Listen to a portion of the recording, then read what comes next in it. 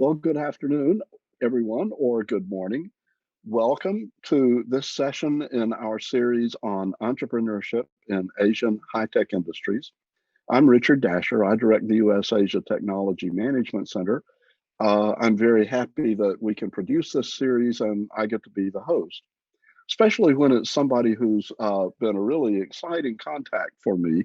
Our contact today is joining us from Bangkok, Thailand.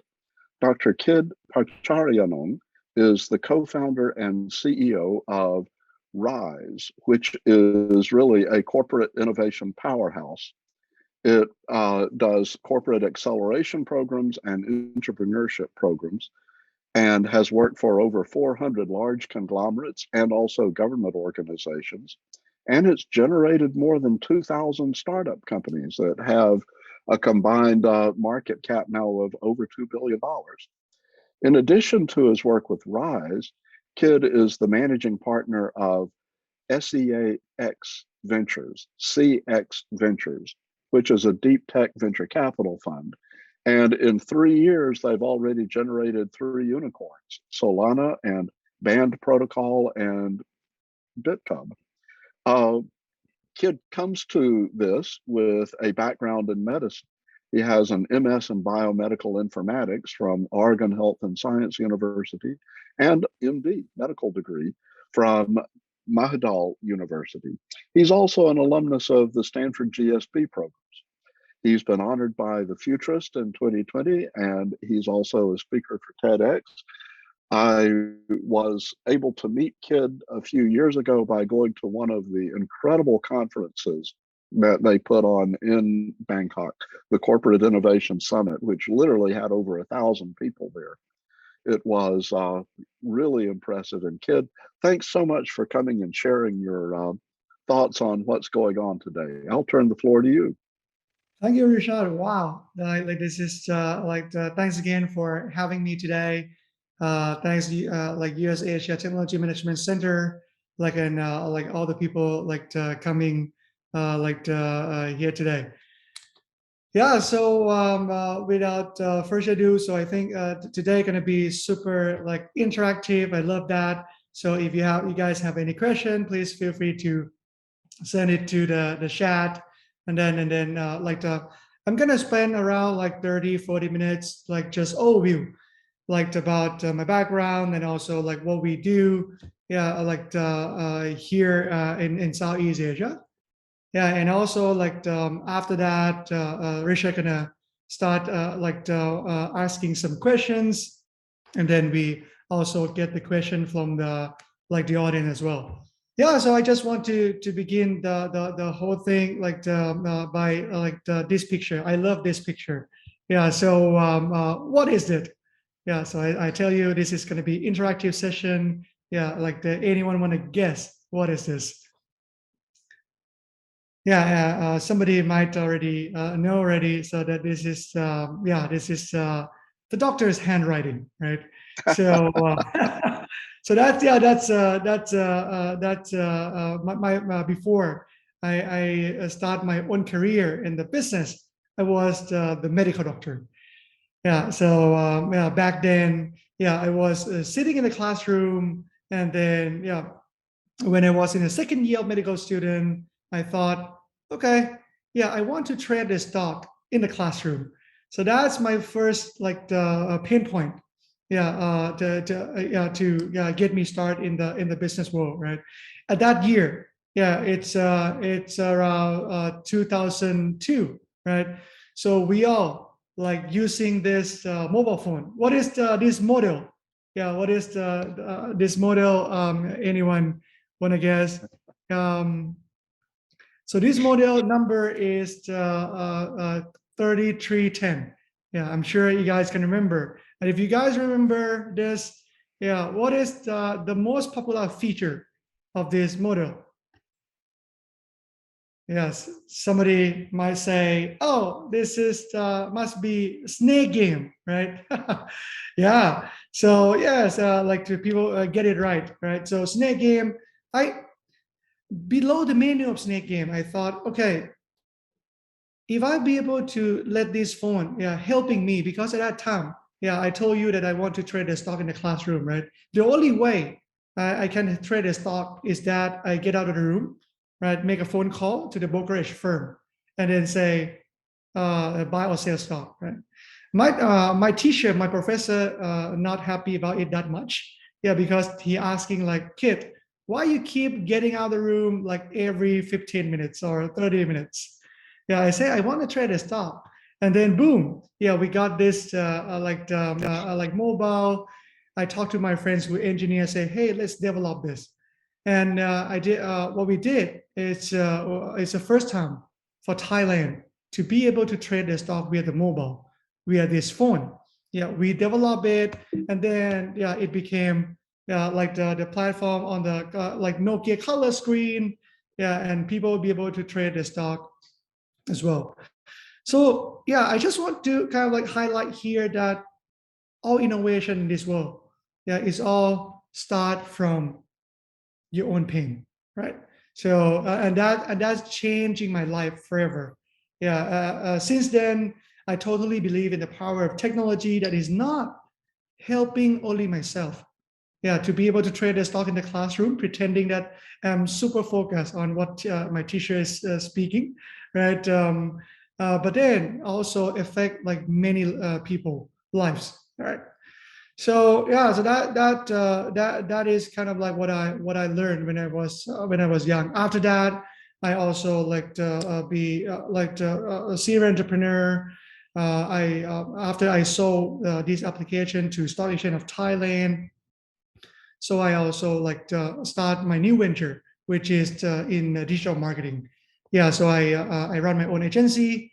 Yeah, digital agency. 10 years ago, I was the one who brought Twitter, like to Thailand. Whoever would like to buy, like to advertise on Twitter, need to buy the ads from my company. Yeah, during the early days. Yeah, and then yeah, I do that for 10 years. After that, I sold the company to the Japanese corporate, like joint venture, like between NTT Docomo, yeah, and also Dentsu, which is one of the largest advertising firm.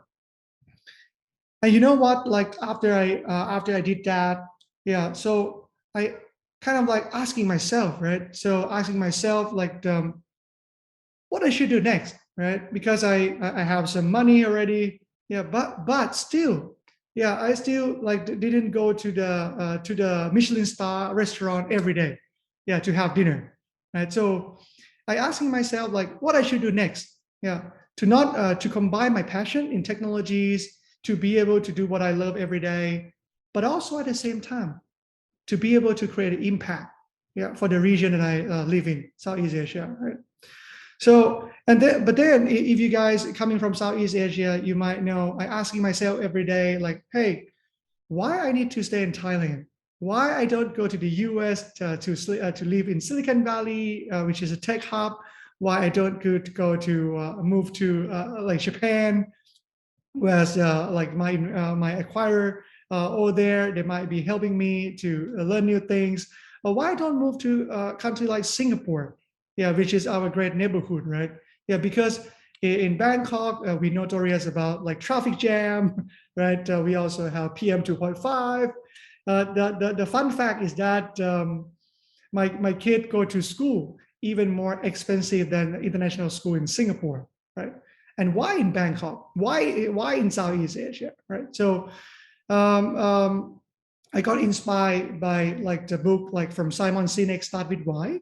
Yeah, also like the course from Bill Burnett, Dave Evan from Stanford, like designing your life, right? So I thought, okay, yeah, if I be able to decide to design this myself, right? If you have experienced that, you know, there's Odyssey plan, yeah, in the book, right? And then I thought, okay, if I be able to do that, yeah, I create my own mission, yeah, to say this is my mission, yeah, to help drive 1% of GDP for the whole Southeast Asia. Yeah. And this is sound like the crazy idea at that time. And then, but because of this mission, I be able to start Rise, yeah, and we call ourselves corporate innovation firm, right? And the way that we do it is that, we think the landscape here in Southeast Asia is different compared to the US, where the big corporate there is everywhere. We have huge family-owned business everywhere, right? And if we be able to help like these big corporate to working with startup, they're gonna change the whole game, right? And why is that? I just want to kind of like share the starting point.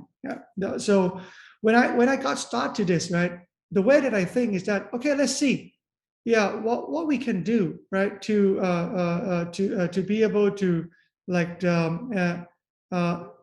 working with a startup, because I passionate in a startup. After I sold my company, the advertising firm called McFiwa to NTT Docomo and Dentsu. So I say, okay, I start investing in a startup. But then one thing that I realized is that the ecosystem here is just getting started. 10 years ago, like 10 years ago, one of my good friend, company called Ubi, right? So they just received like $2 million funding, from the CVC fund, based in Bangkok, and that $2 million is the largest round of funding in the entire history of the startup in the country. So that is kind of like the starting point of the whole ecosystem, right?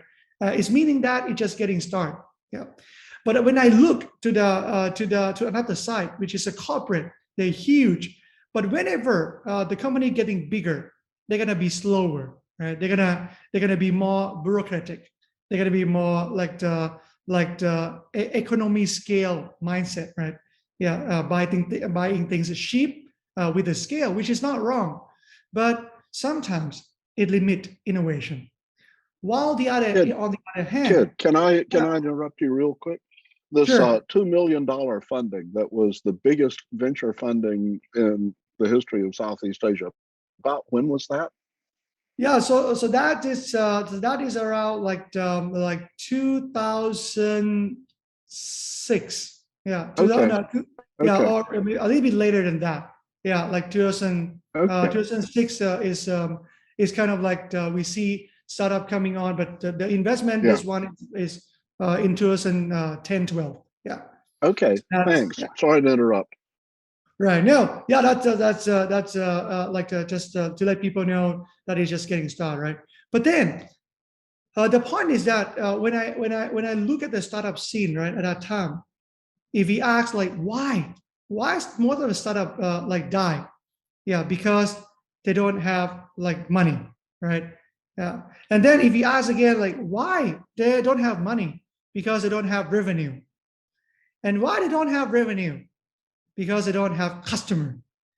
And who has a lot of customer?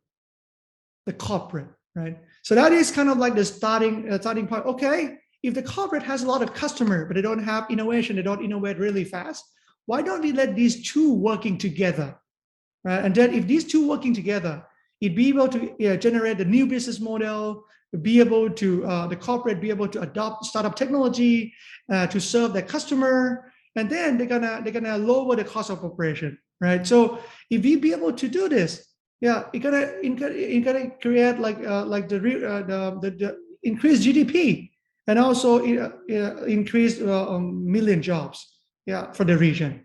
So that's kind of like the starting point that we do the whole thing like at Rise. So what I just described is starting as the green, like the shot here that say I call that outside in, like the strategy to bring startup from anywhere in the world, like plugging in, to the big corporate, and then let them work together. So I was very fortunate, right, at that time, like 6 years ago. I went to talk to the bank, like Krusi Bank, talk to the CEO, like talk to and say, Mr. CEO, I just want to helping you, like creating the first fintech, like accelerator in Thailand. And And he asked me like, Kid, I have heard about fintech, which is this is something that we start to get interest about that because we never like do this before, right? But then he asked me, and but what is accelerator? Yeah, what is accelerator? I never heard about this one. I say, okay, this is great. If you never heard about it, you just give me the money and then sit back and relax. Yeah. Why? Right? Because if you understand what it is, you will start to kind of like ask try to navigate and then try to tell me what to do. Yeah. But when you get started, when you but then yeah, just give me the money, right? And then sit back and relax. I need 6 months. And in these 6 months, I'm gonna find like the startup that not just kind of like innovation theater that coming and take a picture like this and then done. No. Yeah, what I try to do is that I try to prove that the startup that I find, yeah, they be able to collaborate with the bank right away. Yeah, they be able to generate a new revenue stream or reduce the cost for the bank in 6 months. Yeah, so that's what I promised. Yeah, and to my surprise, yeah, the CEO said yes. Yeah, so that kind of like the starting of the whole story, right? So yeah, so we launched the first batch. We have 15 startup. Yeah, and one of the startup that I like to share today, which is so like Phenomena, they are what they do is they are a robo advisory firm. Yeah, at that time the bank would like to kind of like tap in the new customer group, which they don't know much about investment. They don't know how to get started, right? And then how to select the best mutual fund because yeah, they have like thousands of mutual fund like on sale, right? And at that time, what we were very proud is that the company has around 20 million, yeah, asset under management, yeah, up until today, yeah, like over 5 years, yeah, they've grown 50 times. Yeah, right now they have like 1 billion US asset under management, and the bank is super happy because the bank be able to utilize the system to serve the customer, right, to gain more revenue for sure. Yeah, and the bank was so inspired, right, by the work that we done, and then by a collaboration that we getting things started for them. So they're setting up right now. They're setting up their own like corporate venture capital, yeah, and keep investing in the startup that we source. And right now, that corporate venture capital manage 150 million US, yeah, from the bank, yeah. So balance sheet, right? So that's kind of like what we super proud of, yeah, because we really be able to be the one who kickstart kind of like the innovation like in the bank, right? And be able to launch, let the bank to launch new venture, yeah. So after that, we keep doing that, right? Not only from the banking, yeah, like just a couple months back, we just partner up with one of the largest insurer in Southeast Asia and number one in Thailand, right? So like called American International Assurance, which is AIA. Yeah, somebody might coming from the region, you might know that already. So we quite proud that even the pandemic, yeah, we be able to kind of like helping AA like to partner up with couple of the startup like all around the world. Yeah. So that's kind of like the model. And again, yeah, I want to highlight here that this is we not just like look at the model from the US that like you have like incubator, accelerator, right? But then the model is super different. Yeah. So most of the incubator, accelerator in the US, right? So what happened is that incubator, accelerator, like in the US or Europe, we put some money, and then when we get some equity from the startup, and then when the startup exit, you get some money back, right? You wish that startup going to become unicorn. Yeah, our model is totally upside down. Yeah, we take zero equity from the startup. And you might ask like, oh, and how you make money, kid? Otherwise, this is not going to be sustainable. Yeah, and what we do is super sustainable because we're working with a corporate we charge a corporate, yeah, in order to run the program. Yeah, we get a consulting fee to run the program, and the program is free for the startup anywhere in the world to join, right? Yeah. So that's kind of like the model that we've been like operating, and it's worked well, right? Because the corporate, yeah, even though they're super big, but sometimes they have the hard time to get access to world-class startup. Yeah, so the only things that we proud of is that in order to get accepted into our program, yeah, we acceptance rate is lower than 1%. So it's lower than getting into the top school, right? So that's what we're proud of. Yeah, and then but then we also profitable by working with a corporate paid a fixed fee, right, for us, and then they can gain the unlimited upside.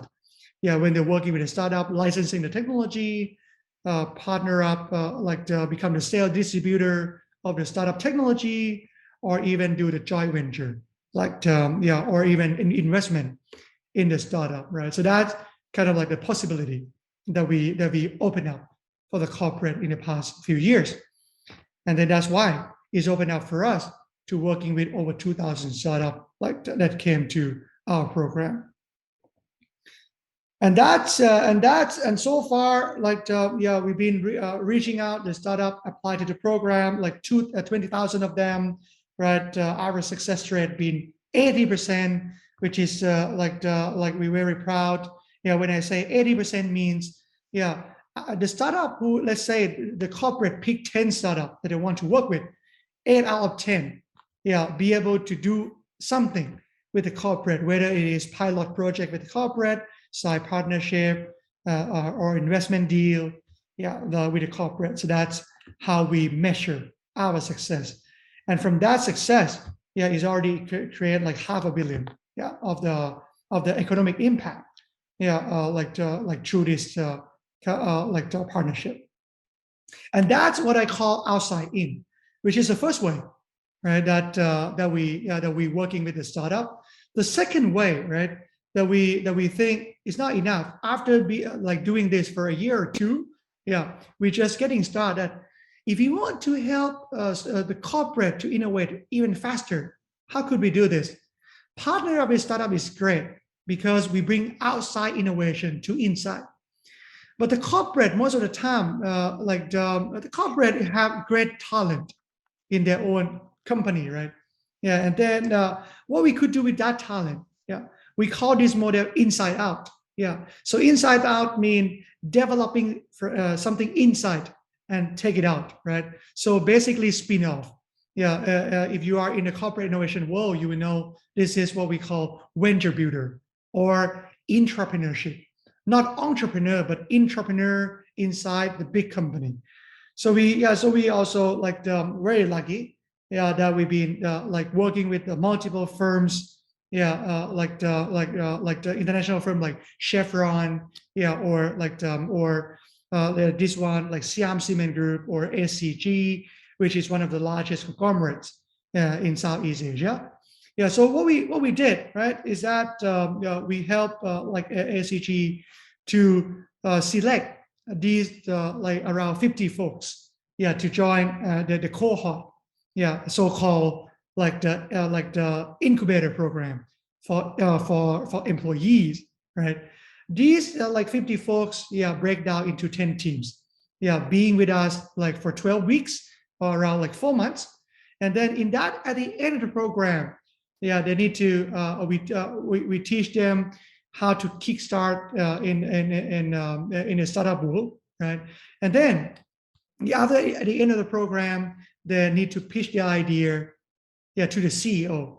If the idea got picked, right? So they got funded, and then they start to spinning off. And if the spin-off work well, they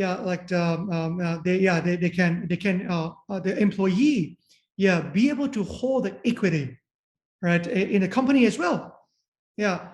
And what I surprised is that I asked the corporate why you let because the mindset of the corporate is that I need to own everything that I invest, right, 100% full, wholly owned subsidiary.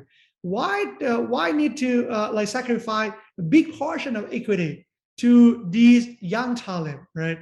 So and to my surprise as well, like the CEO say, Kid, if you're not letting them do it, they're gonna quit anyway.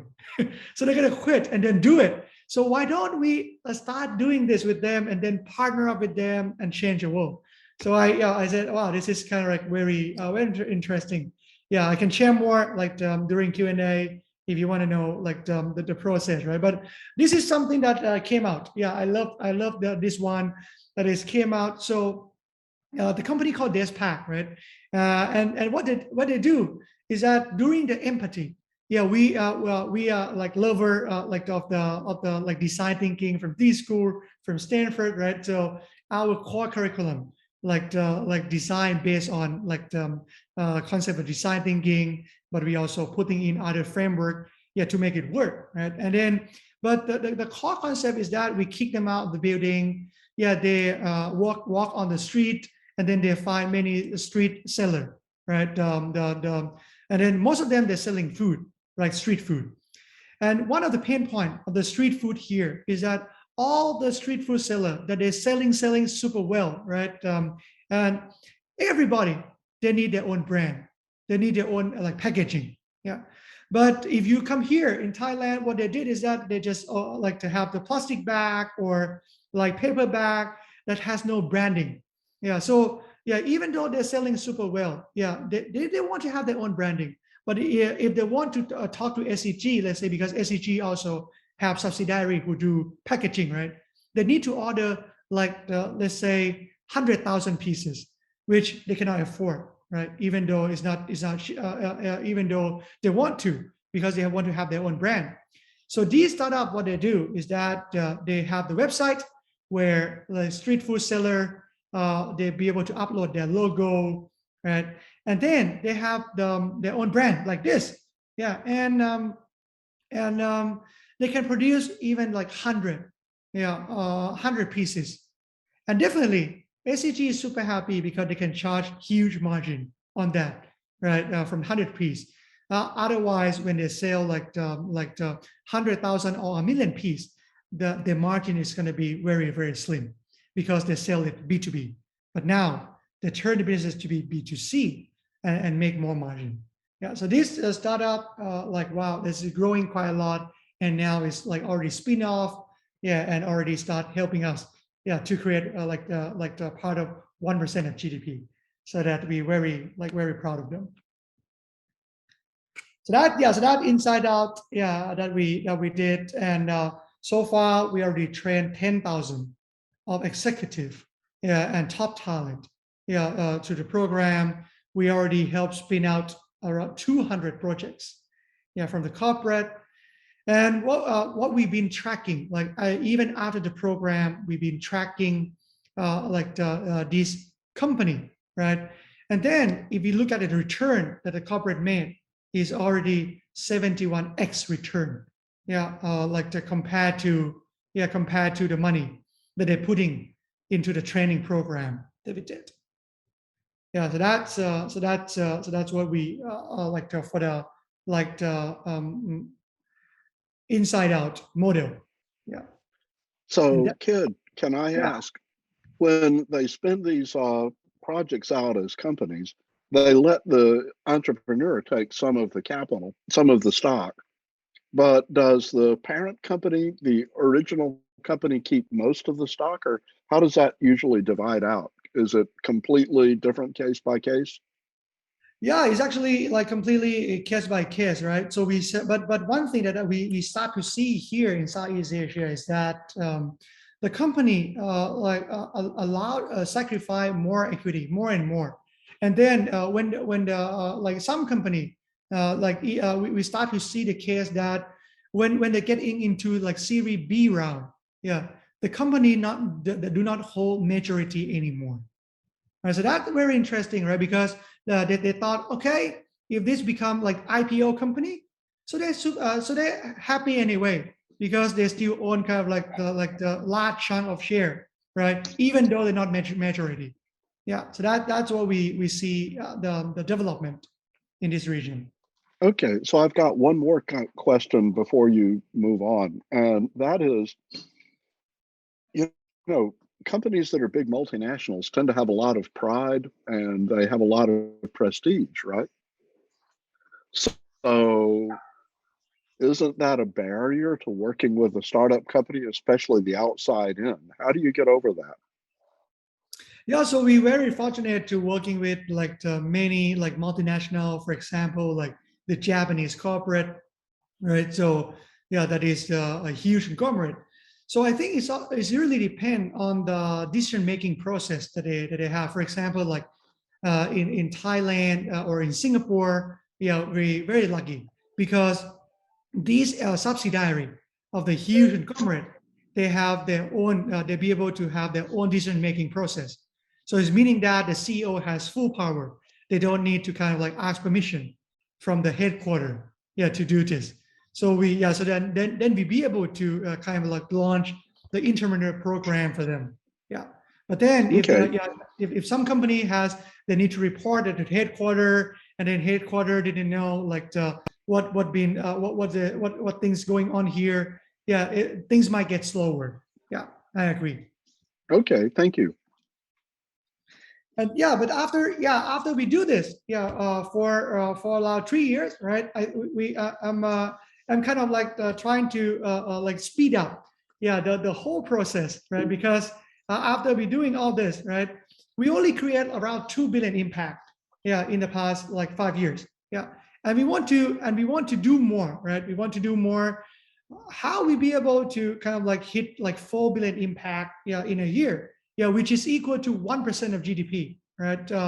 Like for Thailand, yeah, in a year. And we quite proud, right, that so far, yeah, we've been like expanding not only in Thailand, which originated from Thailand, but we now in Indonesia, Singapore, Malaysia as well, yeah, as well as our like sister company CX, which is here Delaware fund, the Delaware-based register fund, right? So yeah, and one thing that our work got support really well, not only from Thai government, but we got support from 4 government, yeah, in Southeast Asia. Yeah, so yeah, we've been supported by organization like Enterprise Singapore, yeah, or MDEC like Malaysia, like Digital Economy Corporation, yeah, or even like Cyberport, yeah, from Hong Kong, yeah, include yeah. So that's what we really proud of, yeah, because we received direct grant, yeah, from these organization, yeah, to push innovation, like from the startup from like forward, and then to bring the startup from worldwide to land in those like countries, right? And So, yeah. Kid, I mean, hold on a second. That's exceptional. Those are very different governments, and each one has their own kind of thing going on, very different countries. How do you achieve this kind of regional reach? Is that just because you've been sticking there a long time, or I'm amazed that you've got this from all over the region.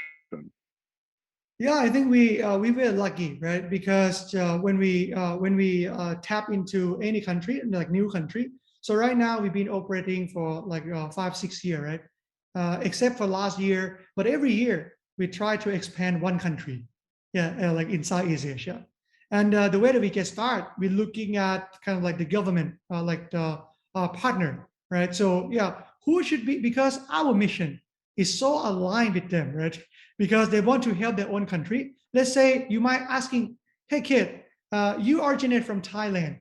Why is a Singapore government or like the Malaysia government going to support like Thai company, Thai originate company, right?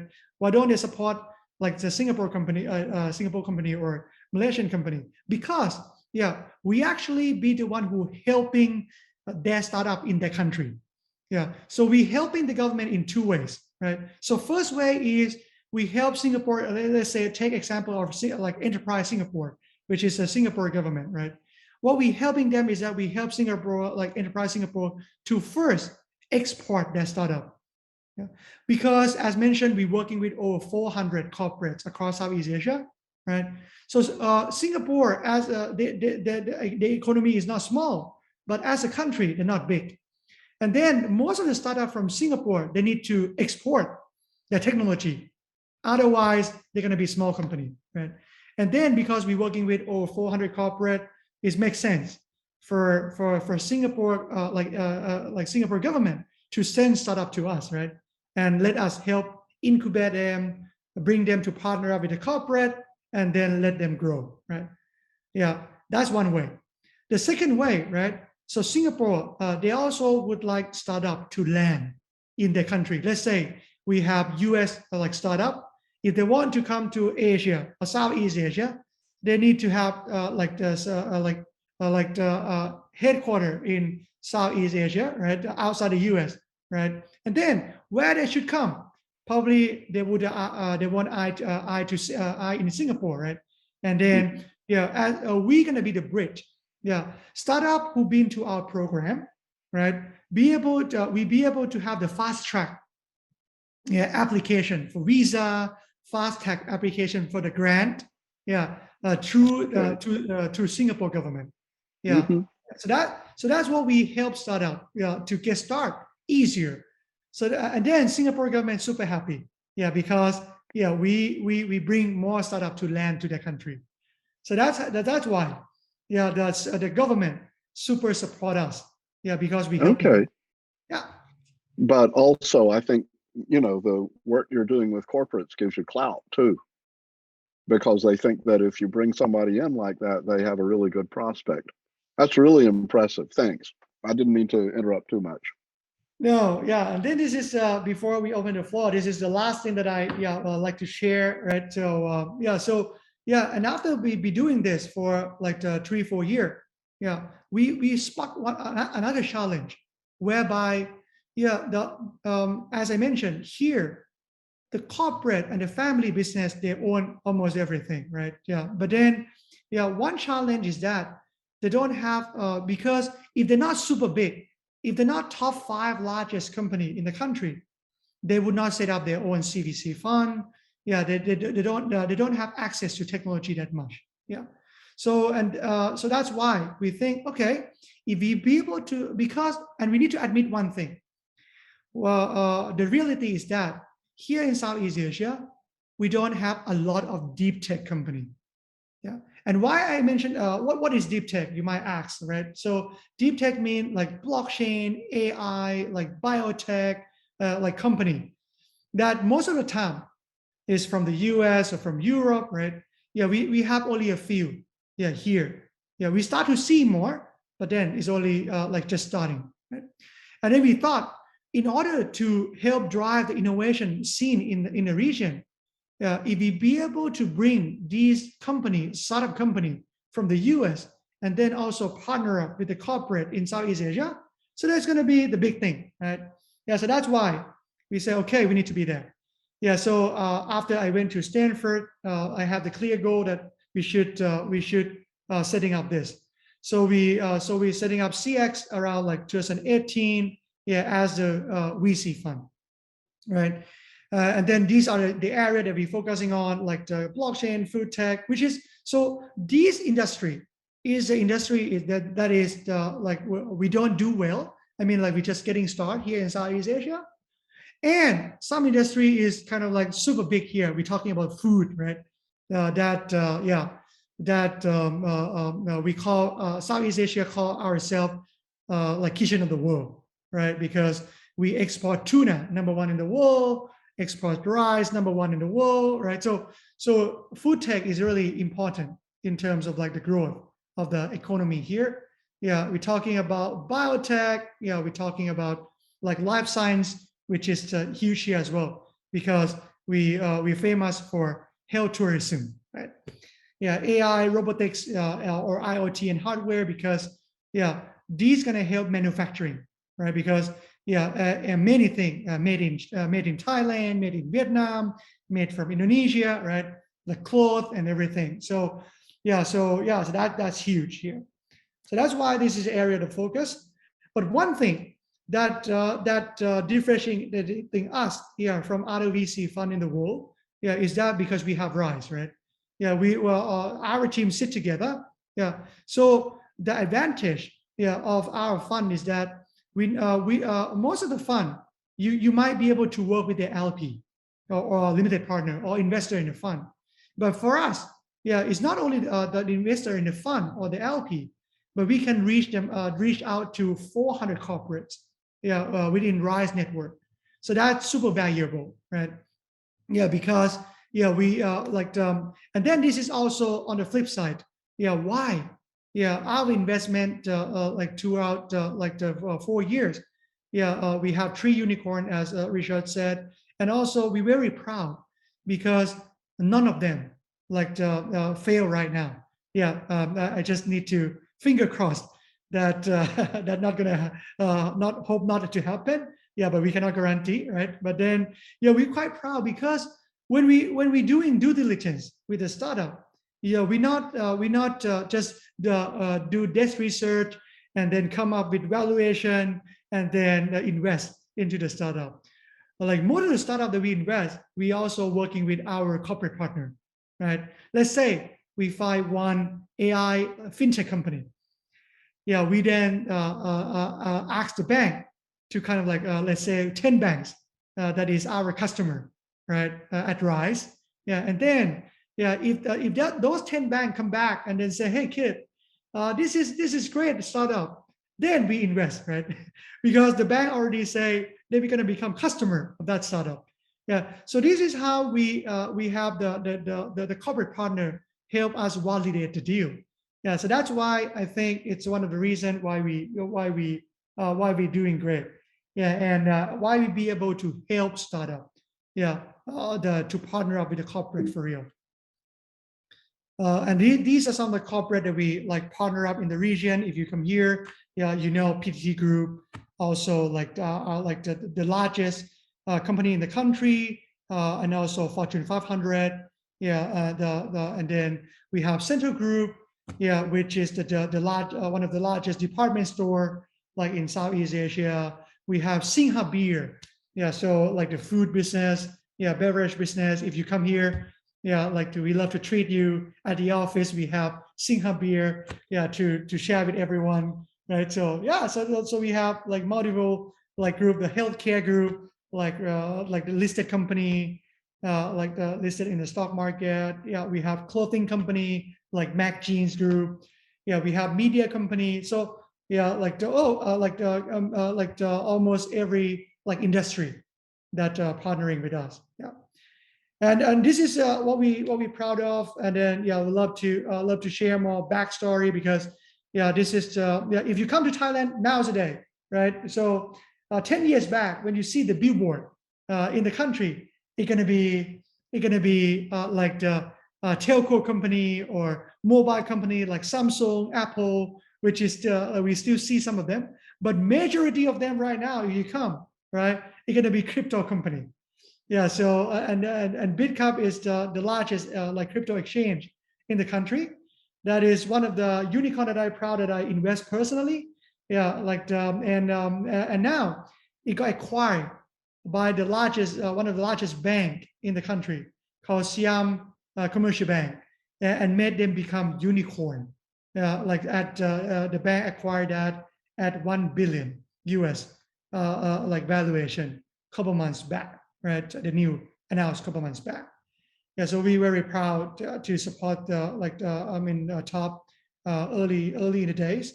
So these are some of the portfolio that we did that we invest most of them from the US, right? So-called band protocol, and this is very proud because this is band protocol team, and what I'm proud of is that they start from our office. So we very lucky we incubate them at our office. Yeah, and what most proud of is that because yeah, the CEO he's the CSMS from Stanford, right? So yeah, I think around 20% of our portfolio are Stanford alum. Yeah, if you guys delve in from Stanford, that's great. Around 30% of our portfolio are women founder. So that's we also very proud as well. Yeah, to support diversity. Yeah, and we will continue to support because we just closed our 60 million US fund, second fund, like a couple of weeks back. Yeah, so that's and then we think if you think, okay, you do outside in, you do inside out to help the corporate entrepreneurship, right? You also have VC fund. That's a lot, but all of that is under the same roof. It also under we have only one goal, right? To help drive 1% of GDP for Southeast Asia. So I should stop here as over time. Yeah, I take already 15 minutes, but I'm sure like audience have interesting question. Richard might have a couple Yeah, questions as well. Kid, first of all, thank you. You're doing fine with time. A couple of questions to clarify the status of SEAX, CEAX, SEAX. Um, what's the relationship between SEAX and RISE? Is SEAX a completely independent corporate entity, or are you doing all of your investment decisions and also sourcing decisions independently of RISE? Yeah, perfect question. Yeah, so it is the separate entity. Yeah, we don't want one to influence another, right? So that's also like in terms of decision making, right? So yeah, but then they sit together. We work really closely, right? Because why, right? So we think this is very synergy. Yeah, talking about like Rise, right? What we do is that we bring startup from the US, from Europe to plug into the corporate, right? And then that's kind of like incubator accelerator program. And Rise do not invest. But Uh-huh. then at times, right, startup come to us, hey kid, we appreciate Rise. Yeah, we connect to many corporate because of you, but we also need funding. Do you have funding? I say no. Rise doesn't have funding, but if you want to like get investment, we should put you in touch with CX team, right? So that's kind of like the things that put a lot of value, yeah, to both Rise and CX. And at the same time, on the flip side, right? Yeah, CX. If we set up the VC fund just to think about the return that we could make, right? That's not gonna happen. Yeah, but when we have Rise, yeah, CX portfolio could tap on like Rise network, and then utilize this network as their own, right? And then yeah, be able to support the startup for real. Yeah. Yeah, so So that's kind of like yeah. in that regard, one of the things that you mentioned early on in the talk was that the corporates are interested in things that will start to show results within 6 months or a year. Now, deep tech often takes longer than that. Are you able to convince them to sort of be more patient? How do you do that?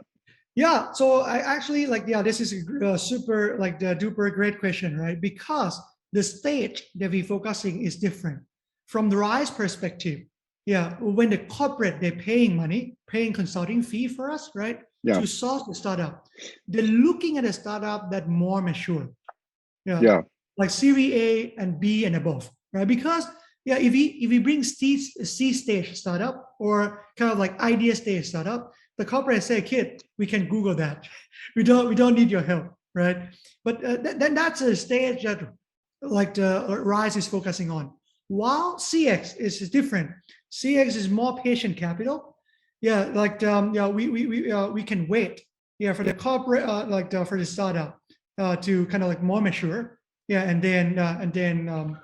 So yeah, for CX, are you doing both seed and Series A? yeah. So CX Okay, focusing on seed, like the pre A and A. okay. And what about growth capital for some of these firms? Um, Yeah, are we, you we are you going to expand CX, or is that already available from other sources? yeah. So we don't have the growth stage fund at right now, right? So we want to focusing on seed and Series A. Yeah, and but the good thing is that in the past we've been co-invest, yeah, with Sequoia Capital, A16C, right? So the top tier Silicon Valley firm, right? So that the network that we have, that those people they have like growth stage fund, yeah, and then yeah we be able to like to hook them up. yeah, like start up with them. Yeah, so that's and then also like not surprised, right? Because we have tons of like CVC network as well. So Yeah. if they think that they want to accept the money from the corporate venture capital, yeah, we also be able to help them reach out. Yeah, including sovereign fund. Yeah. Yeah. Okay. So, also have a question about the demographics of the founders that you're working with in CX. Are they mostly from Thailand, or it sounds like you're getting people from other countries to come to Thailand? Is that part of your mission? Yes, yeah, that's a part of the mission. The fun fact is that like 85% of our portfolio are in the US. Yeah, so that's why CX is Delaware fund. That's why we register like everything in the US. Yeah, because yeah, like the most of our investment are in the US. Yeah, and then yeah, we want to be the bridge between the US and Asia or Southeast Asia. Yeah, so that's a thesis. So, you've done really well, but Singapore is huge competition on the funding side, and you've got this giant market, Indonesia, that's attracting a lot of venture capital. How are you able to talk to the sources of money across Asia to get them to be interested in what you're doing in Thailand? Yeah, I think first, yeah, we don't think anyone is a competitor. So everybody is kind of like our friend. So this is actually like the one of the like culture, yeah, at our organization, right? Because our culture here is that we call 3-2-1. So like it's mean three fast, yeah. So we need to move fast, fail fast, and learn fast, right? But the second thing is to win. Yeah, one is big win. Yeah, so big win mean we don't do small thing.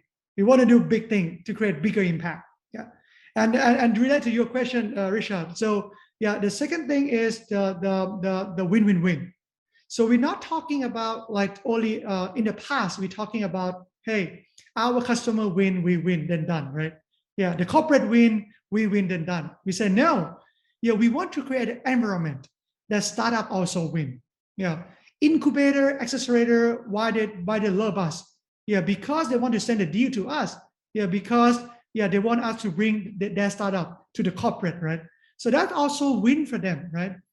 And also, like that's why we have many friends, many VC friends, because they also want their startup to grow, right? So and then, but because we have the corporate, yeah, like they're backing us and working with us quite a lot. So then those people are also happy to share the deal flow, yeah, to let us be part of the investment round, right? So this is how, yeah, this is how like we making more friends, and then it's also aligned to our culture that we inscribe this from day one that we can start. So yeah. I also want to ask about your investors. A lot of the big conglomerates are basically family companies, family run companies. Right, Uh, right. how is it, what's the best kind of practices in working with those sort of huge family run operations? Yeah, so I think you're working with the big like 100 years history corporate and also huge family business. You need to only do one thing. Yeah. So one thing is that you need to brainwash if they're not already like the mind like changing the mindset, you need to brainwash the CEO and the executive, right? So that's the only way that I think, yeah, innovation can start, right? Because if the mindset of the big corporate or the family owned business still, we need to own everything, yeah, we need to control everything, right? So innovation is cannot start. It's super hard. Yeah. So that's why just 2 weeks ago, I just came back from the US that I met Richard once again. So very fortunate to have you with our group, right? So I took like executive that is the owner of conglomerates, yeah, to join our trip. Yeah, we brought over 20 executive, yeah, together to let them see firsthand like how Silicon Valley ecosystem works. right? Because sometimes when people mostly talk about ecosystem, hey, we need to have ecosystem like Silicon Valley. I say, hey, that's not easy because they've been doing that for like many years. And then you just say, you want to be Silicon Valley of Southeast Asia? No way, you cannot do that. Yeah, but what you can do is you can be kind of like Southeast Asia Valley or Thai Valley. You can do that, right? Because Silicon Valley cannot compete with us in terms of like the beach or like the mountain, right? So tourism industry, we huge here, right? So something that other part of the world cannot compete, but they also provide room of like huge innovation. Let's say I always talk to our government. You don't need to be Silicon Valley. You need to be Thai Valley, right? And what I mean by Thai Valley, what I mean by when foreigner, when tourists coming, yeah, apart from they're happy about our beach and mountain, yeah, but they got ripped off, yeah, from taxi when they come here. They got diarrhea when they go to the street food, right? Their experience along the journey when they after they land until they come back home, it's not that good. Apart from the hotel that they stay or the beach or the mountain that they went to, right? So Yeah. how we be able to utilize technology to be able to enhance that experience, and that you're going to become Thai value. So that's kind of like the things that I I think we Okay. need to be very unique and in our own. Okay. I have a question from Natasha, who asks, how did COVID affect things for you these last 2 years? Also, did Thailand do better or worse than the neighboring Southeast Asia regions that you're working with? Perfect question. Yeah. So yeah, COVID hit us very hard. Yeah, because like I tell you, like in 2020, right, when the COVID gets started, and then economy is kind of like shocked, and then the corporate, which is also the most of the our revenue coming from the corporate, right? So they kind of like no spending for 6 months. And then we also shocked because they kind at that time they kind of like they need to help themselves first, right? But then what we did, and we are quite proud. Yeah, I think we I like to show this slide as well.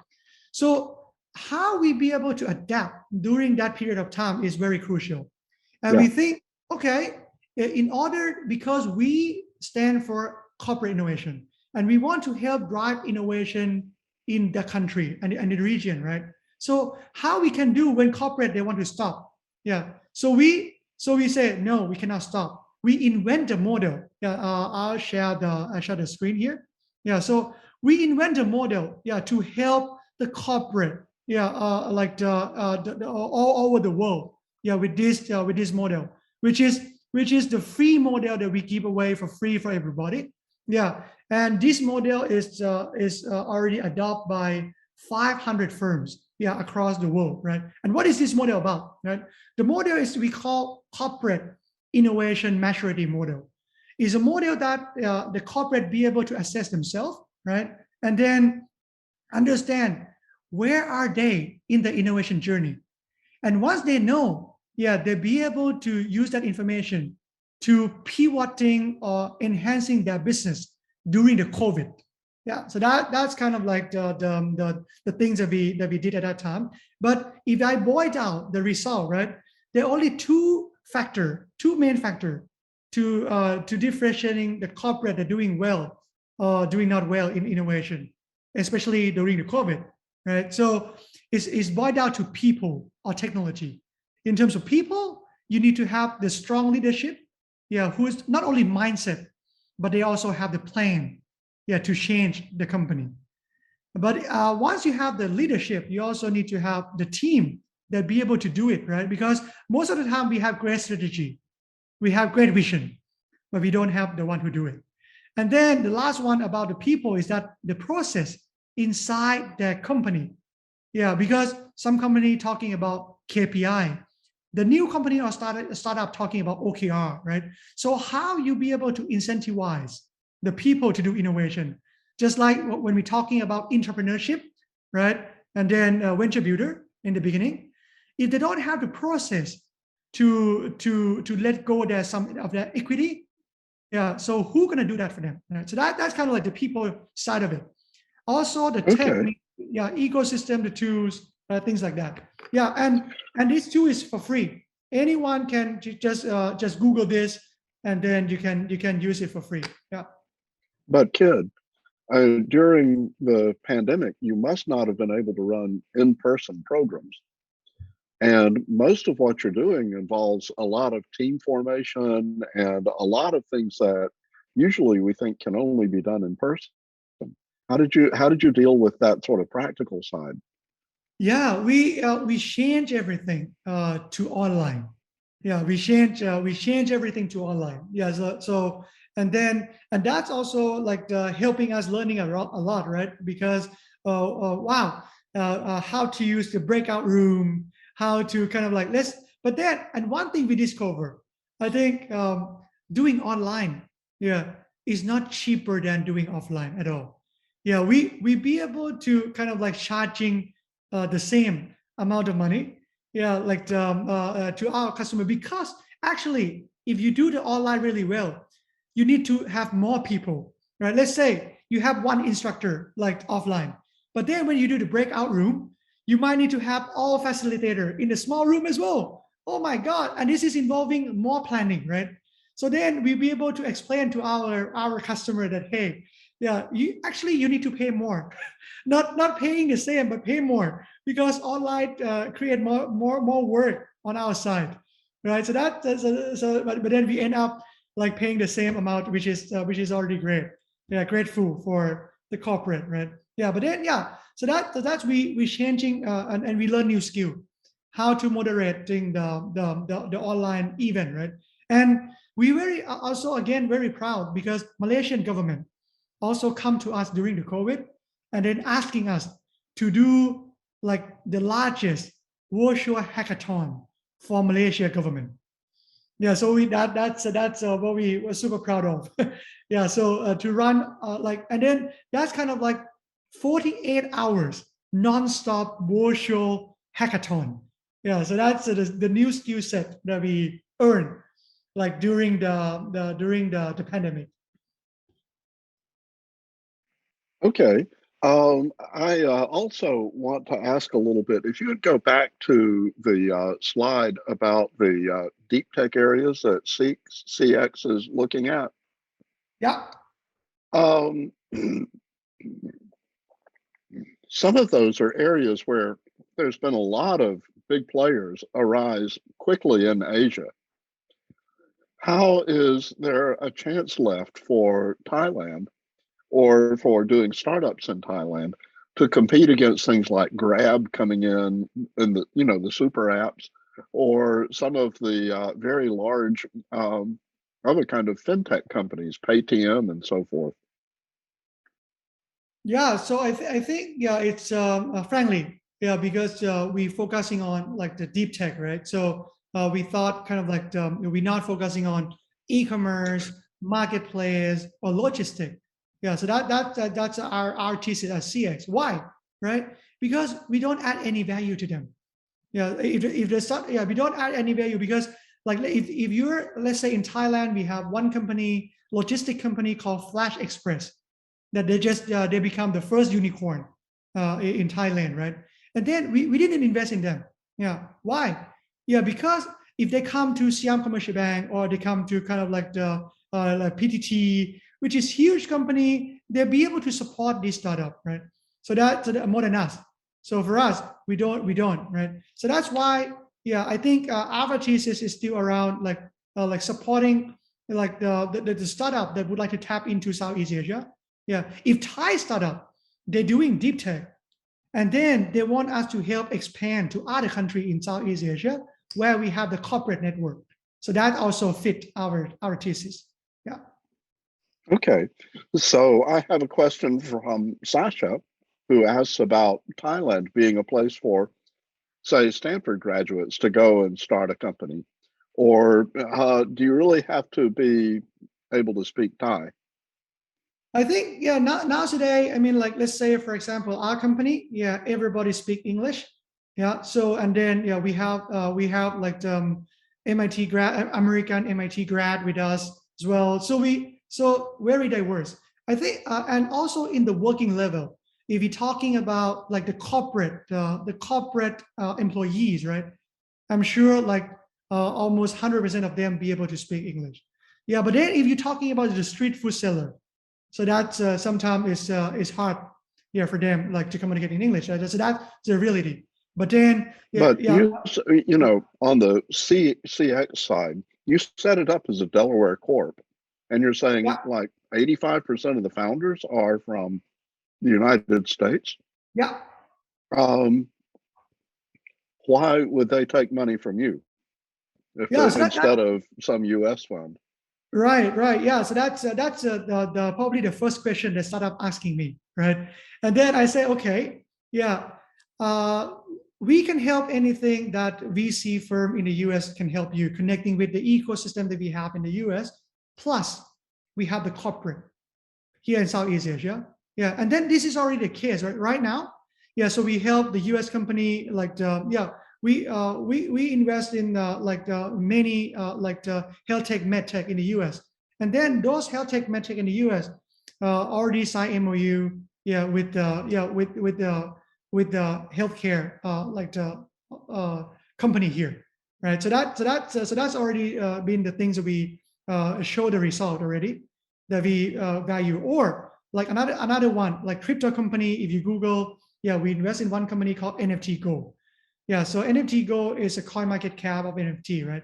And just 3 weeks ago, that is one of the largest crypto conference, yeah, in Chiang Mai, which is upper north of Thailand. The global head of the business development just came here. He's also Stanford alum. He come here, and then we featuring him on the main stage. Yeah, and then all the reporter go to him. Right? Yeah, so that's how we help like our portfolio to get known, connect to the corporate here, and get more customer here. So that's kind of like the core things that we Okay, differentiating ourselves. Yeah. okay. I'm going to relay this question from Puneet first, and then I have my own question. But Puneet asks about funders, and VCs' conflict with the corporates in regard to equity in the startups you bridge them to. How do you keep the people who are behind the fund happy with the corporates? Yeah, so I think if I relate the question, right, the funder and VC conflict with the corporate for equity, the startup, right? So yeah, so this is a key thing, right? Our principle is that we want everyone to win, right? And then that's mean I think if you take that in mind, right? So we're looking at the stage of the company. If it's super makes sense for the, let's say, the startup, I should like have some example here, right? So the example here is very clear. So let's take the company that I just mentioned, like the healthcare company, right? So these healthcare company, they be able to work with our like the board of our the VC fund, and also our corporate partner, right? Yeah. So we then reach out to both of them at the same time. Hey, which one of you would like to work with this startup, right? And then, yeah, if the one that is and then we're not protecting them. Yeah, let's say I hate this, and then coming back to the first accelerator that we did with Krungsri Bank in the beginning. If you listen from the beginning, right? I tell the bank that you need to sit back and relax for 6 months, right? Yeah. And then one thing that I talked to that day is that I will not, if the startup joining the accelerator program, the startup be able to work with other bank as well. Are you okay? If you're not okay, I don't want to do this with you. Why? Because if you try to protect, hey, the startup need to work only with me. Yeah, they still have the mindset of I own everything, right? But then the startup world, you need to prefer speed over scale, right? You need to prefer something fast because startup needs something fast. They need to grow fast, right? So if you have the mindset like that, you should we will put them into the queue. Okay, you wait, and then let somebody work with them first. So this is how, and then at the end, this promote the ecosystem to grow faster. Yeah, and I'd be able to do that because I talked to them from day one. This is going to Okay. be like this. For the Okay. same example for the VC fund, if they're slow, we give them to somebody else. So that's it. That's how we resolve the conflict. Okay. So my question has to do with your topics on deep tech. So it sounds like blockchain is hot now. Things like platforms for trading crypto and so forth. Are you getting much in regard to green technologies? Is that becoming an area that a lot of people are interested in? I know Thailand, the government has a big thing on the circuit.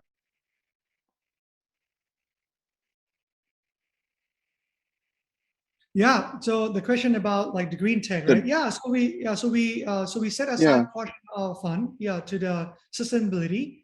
So we just invest in one company again in the Bay Area, yeah, that they are producing zero carbon wood. Yeah. So like as you know, like the tabletop or the floor or the wall panel, right? So you need to like using the tree, right? But then this company, they produce wood from vegetables. And then we were very proud because, yeah, like one of our investor here, yeah, that's called the company called Modern Form. They are Steelcase partner, Steelcase the desk, right? So then, we bring the sample from the US, from the Bay Area, test out in the lab of the Modern Farm group, and then it's worked well. So then that's why we decide to invest. Yeah, so that's kind of like the green tech technology that we start tapping in. Yeah, and we think we're going to do more, yeah, in terms of green tech or sustainability. Yeah, it's start to be big here. So how are you sourcing the deep tech opportunities? Are you going around to universities or research institutes? Or are you looking for things that people have already started their companies?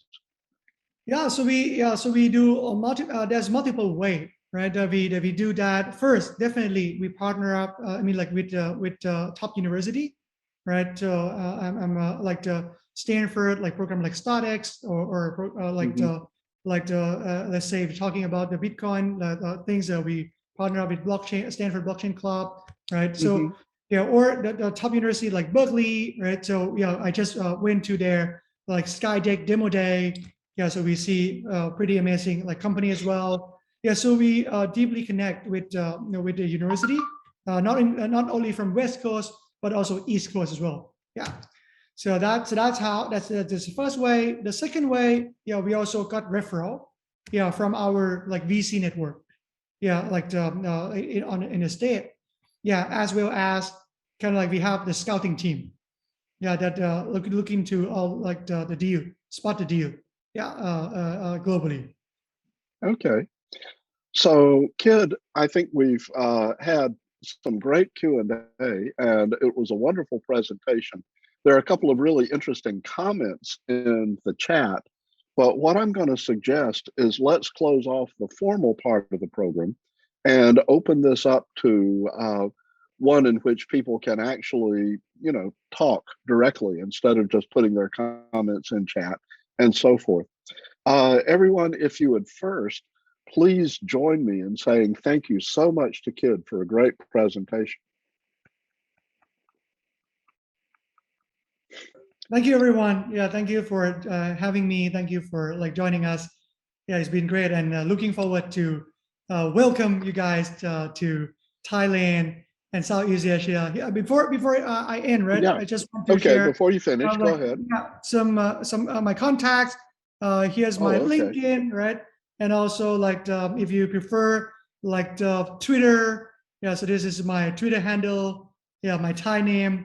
Yeah, people call Supachai like Superman. Yeah, but then it's still like this, like Supachai. Yeah. So yeah. So that's my Twitter handle. Yeah. Cool. Okay, Yeah. great. Thank you. Thank you so much.